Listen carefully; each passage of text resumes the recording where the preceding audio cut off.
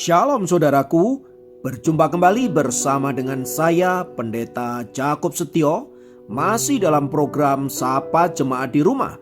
Kali ini kita akan bersatu bersama-sama, mari kita berdoa. Bapa kami rindu, firman-Mu sungguh memberkati kami, dan biarlah melalui renungan firman itu, kami semakin dikuatkan, diteguhkan di dalam pengiringan kami akan Engkau. Kami siap diberkati, terpujilah nama-Mu kekal selama-lamanya. Dalam nama Yesus kami berdoa, haleluya, amin. Firman Tuhan kali ini terambil dari Yakobus 5 ayat 16.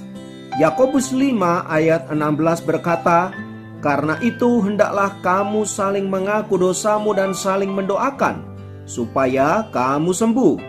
Doa orang yang benar, bila dengan yakin didoakan, sangat besar kuasanya." Saudara, di bagian pertama ayat tadi dikatakan bahwa karena itu hendaklah kamu saling mengaku dosamu dan saling mendoakan supaya kamu sembuh. Ayat ini sepertinya memberikan kunci kelepasan dan pemulihan, yaitu dengan cara saling mengampuni. Artinya, tanpa pengampunan, kita tidak akan menerima kesembuhan dan pemulihan. Sebuah kisah menceritakan betapa pentingnya sebuah pengampunan agar dapat menerima pemulihan dan kelepasan. Seorang nenek yang tinggal di California mempunyai seorang menantu laki-laki yang sangat jahat. Selama bertahun-tahun, menantunya ini bersikap kejam terhadap anak perempuannya dan cucu-cucunya. Keluarganya sangat menderita karena perbuatan menantunya itu. Selama itu, nenek Kristen yang baik ini berdoa dengan tekun, tetapi tidak melihat hasil apapun dari doanya. Suatu malam ia menghadiri sebuah ibadah yang dipimpin oleh seorang pendeta yang bernama Joy Damson. Hamba Tuhan ini berbicara tentang pentingnya mengampuni orang-orang yang telah melukai hidup kita. Pendeta Joy Damson juga mengatakan pentingnya mendoakan orang-orang yang melukai kita dengan penuh kasih. Kita tidak bisa membenci seseorang sambil kita mendoakan perubahan orang itu. Itu artinya jika kita rindu melihat perubahan dan terobosan dari orang-orang yang kita doakan, maka mulailah dengan mengasihinya. Mendengar firman Tuhan yang disampaikan oleh pendeta Joy Damson itu, nenek tersebut tersungkur di bawah kaki Tuhan. Ia memohon belas kasihan kepada Allah karena selama ini dia telah menyimpan kemarahan, kebencian kepada menantunya tersebut. Nenek itu sadar bahwa ia tidak bisa terus-menerus terpenjara oleh perasaan marah, benci, dan dendam yang selama ini tersimpan di dalam hatinya. Sebelum engkau melepaskan semuanya itu, engkau akan tetap terpenjara dan engkau tidak akan pernah melihat mukjizat apapun di dalam hidupmu. Demikianlah pendeta Joy Damson menyampaikan firman Tuhan malam itu. Saat ia pulang, tepat pukul 11.30 malam, ia berlutut di hadapan Allah. Dia memohon pengampunan dan mulai melepaskan pengampunan juga kepada menantunya itu.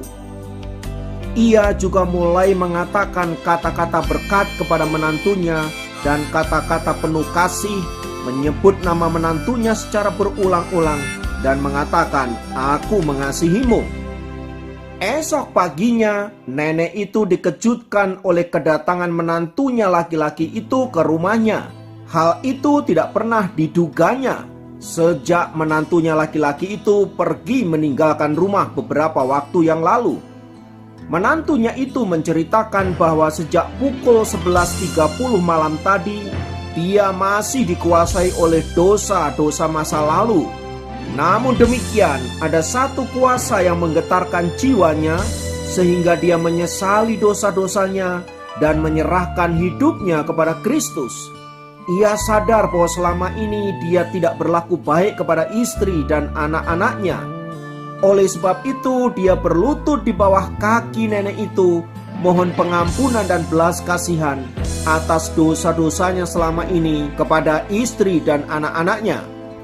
Tak hanya itu, ia kemudian menghampiri istri dan anak-anaknya, berlutut di bawah kaki mereka, mohon belas kasihan dan pengampunan atas kesalahan-kesalahan yang selama ini ia lakukan.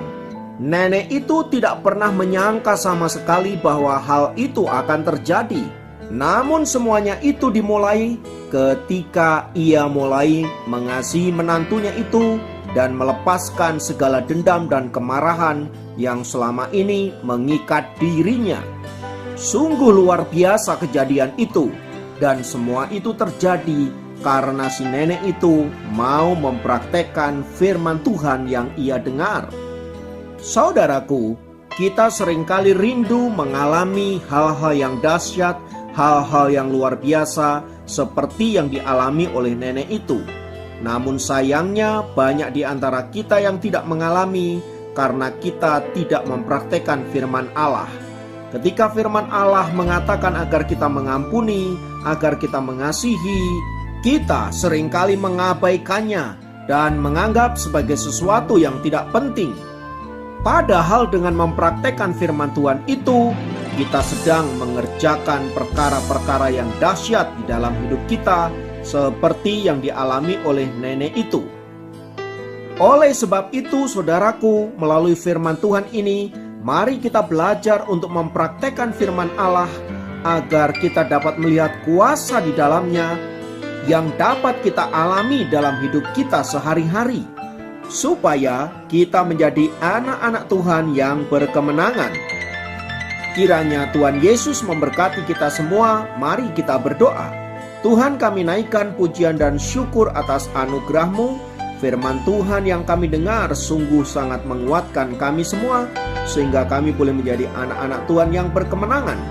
Ajari kami untuk senantiasa mendengar dan mempraktekkan firman ini, sehingga kami dapat melihat kuasa-Nya di dalam hidup kami. Terpujilah nama-Mu Tuhan, kekal selamanya. Dalam nama Yesus kami berdoa. Haleluya. Amin. Demikian program Sapa Jemaat kali ini. Sampai jumpa dalam program Sapa Jemaat yang lain. Tuhan Yesus memberkati.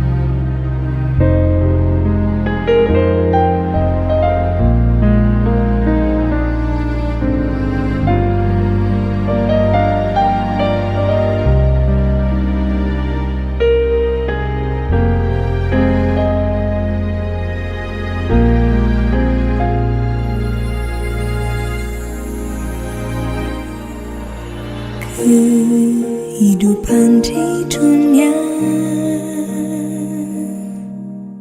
tak semuanya indah, terkadang tak mengerti semua yang terjadi.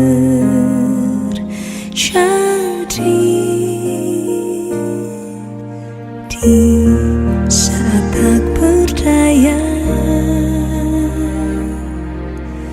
ku berharap padanya. Tak pernah dibiarkan yang percaya padanya.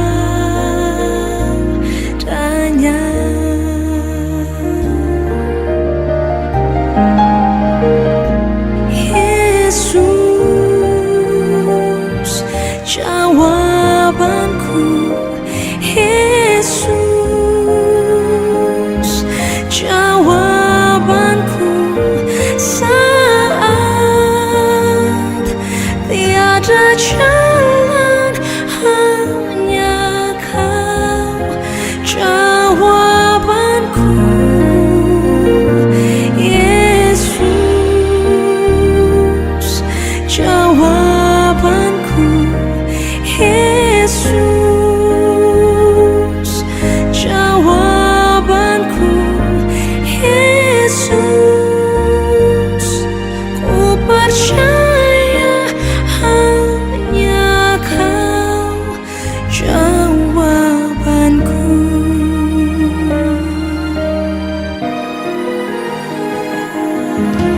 Di saat tak berdaya,